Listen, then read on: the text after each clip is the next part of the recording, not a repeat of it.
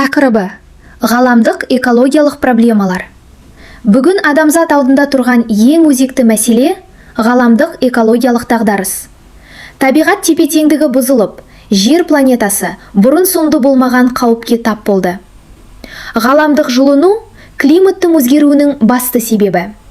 Атмосферадағы парниктік газдардың шамадан тыс көбеюі Арктика мұзын ерітіп, теңіз деңгейін көтеріп жатыр. Өнеркәсіптің қарқынды дамуы, мұнай газ жағу, автокөліктер санының артуы, ауа сапасының күрт нашарлауына әкелді. Қазіргі таңда әлем халқының 90% лас ауамен тыныстайды. Орман алқаптарының жойылуы да үлкен қауіп.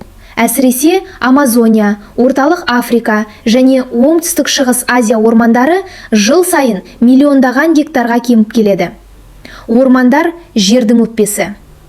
Теңіздер мен мұхиттарда пластик қалдықтары күрт көбейді. Әр жыл сайын 8 миллион тонна пластик суға түседі. Бұл экожүйелерді бұзып, жануарлар өміріне қауіп төндіруде. Қуаңшылық пен шөлейттену ауыл шаруашылығына тікелей әсер етеді. Су тапшылығы күшейіп, егістік жерлер азаюда. Бұл болашақта азық-түлік дағдарысына алып келуі мүмкін. Дегенмен үміт бар. Адамзат жаңартылатын энергия көзін кеңейтіп, жасыл технологияларды дамытып келеді. Күн мен жел энергиясы болашақтың негізгі шешімі. Табиғатты қорғау әрбір адамның міндеті. Бүгінгі таңда жасалған таңдау болашақ ұрпақтың тағдырын анықтайды. Біздің ортақ үйіміз жер. Оны қорғау біздің қолымызда.